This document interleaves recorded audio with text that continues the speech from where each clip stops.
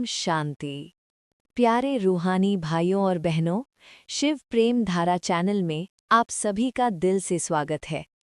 आज हम रोज की मुरली के कुछ गहरे और बहुत ही काम के पॉइंट्स को सरल और शांत भावना के साथ समझेंगे, ताकि हम अपनी जिंदगी में उन्हें अपना सकें और अपने संस्कारों में परिवर्तन ला सकें। मुरली हमें याद दिलाती है कि हम आत्मा हैं, शांत स्वरूप हैं और शांति के सागर की संतान हैं।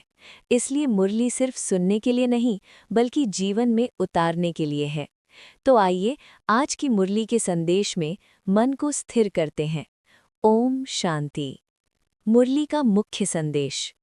पावन दुनिया में चलने के लिए काम महाशत्रु पर जीत पाना बहुत आवश्यक है। काम पर जीत से ही आत्मा शक्तिशाली बनती है और नया जीवन प्राप्त करने के योग्य बनती है। ये जीत सिर्फ कर्मों से नहीं, बल्कि विचारों, भावनाओं और दृष्टि से भी होती है।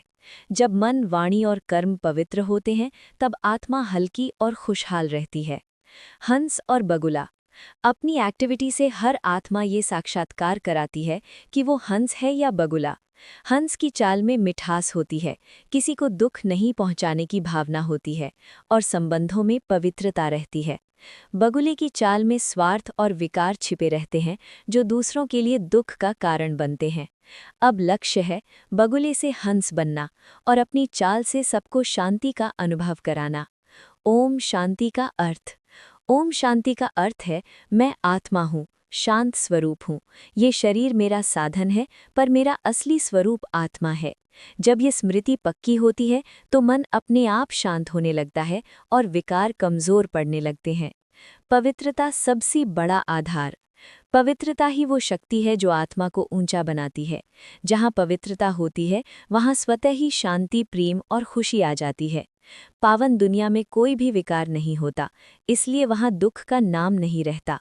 उसी पावन जीवन के लिए अभी आत्मा को तैयार किया जा रहा है। आत्मा अमर है।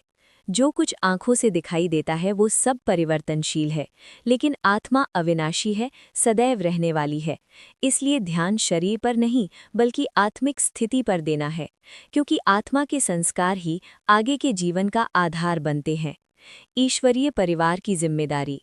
ये समय आत्माओं को पवित्र बनाने का है, अपनी संस्कारों को सुधारने का है और दूसरों के लिए प्रेरणा बनने का है। शांत दृष्टि, मीठे बोल और शुद्ध भावना, यही सबसे बड़ी सेवा है।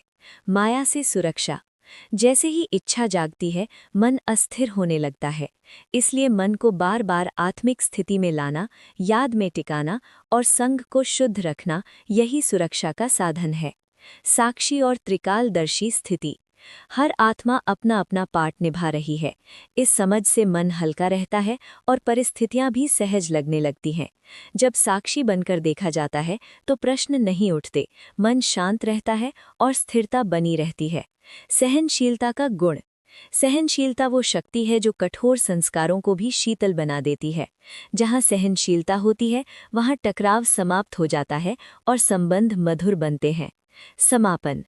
अब अभ्यास है हर स्थिति में शांत रहना, पवित्रता को अपना आधार बनाना और आत्मिक स्थिति में स्थित रहकर कर्म करना। यही अभ्यास आत्मा को हल्का, खुश और शक्तिशाली बनाता है और नए जीवन के लिए तैयार करता है। ओम शांति। शांति, प्रेम और शुभ भावनाओं के साथ।